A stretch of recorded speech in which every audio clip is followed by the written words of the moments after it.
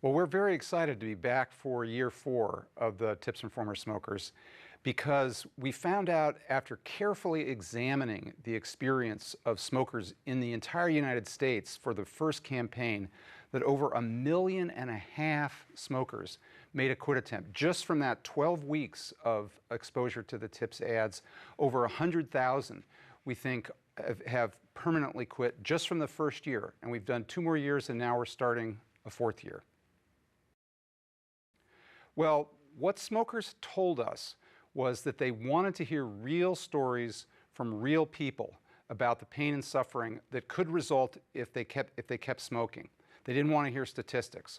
So this year, the Surgeon General report, the 50th anniversary report, identified a number of new conditions that are linked to smoking that we weren't sure about before, but now we're sure are linked to smoking. So this year we're highlighting several of those conditions. We have a couple of ads about colorectal cancer. That is the second cause of death from cancer, of cancer that's both men and women. And so it's incredibly important because this gives people another thing they can do in addition to colorectal cancer screening that will help lower their chances of getting this cancer. And then the second ad around a condition that we have is macular degeneration, which is a form of vision loss that is the #1 cause of blindness in older Americans and affects the central vision, the part of our vision that we use for reading, for facial recognition, etc. So these are very, very important messages that we think will help motivate smokers to quit now. Well, the most important thing to do if you're talking with a loved one who smokes, and the Tips campaign itself, one of the things we're very proud and excited about is that it did not just affect smokers and increase their making quit attempts. Millions of non-smokers said that they talked to a loved one about smoking as a result of having watched these ads. And what's very, very important is if you're going to talk to someone you care about smoking, it can be a difficult thing to do because very few of us like to be given advice about what we do. And so the important thing is to do it from a position of, I know it's hard to talk about this, but I want to do this because I love you. I want to do this because I want to have you be around in our life, and I don't want to see you suffer like the people that I've seen on these ads.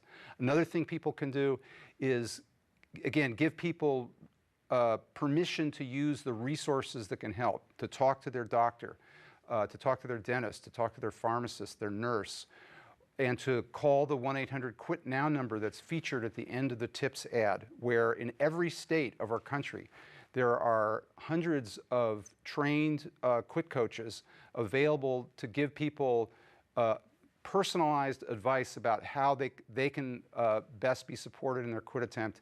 And then, of course, we also have 7 medications that have now been approved by the Food and Drug Administration, all of which can make it less uncomfortable to quit and actually increases your chances of success. Yes, well, one of the things that we determined, which in some ways is unfortunate, but unfortunately is true, is that in a previous Surgeon General's report found that, somewhat to our surprise, simply cutting back on smoking is not a very effective way of reducing your health risk, and that even a few cigarettes a day can have a very serious effect on your health, especially if you've been a long-standing smoker.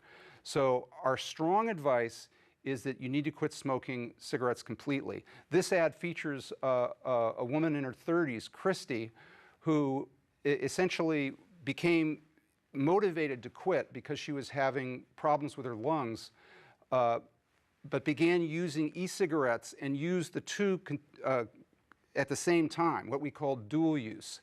And we're very concerned because now 3/4 of the people in the United States that are using e-cigarettes are also continuing to smoke.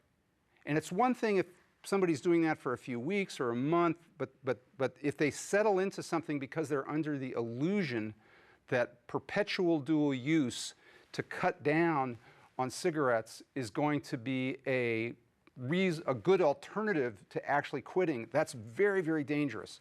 So we want to make it clear, based on this Surgeon General's finding, that if you want to get benefits, you need to quit smoking cigarettes completely.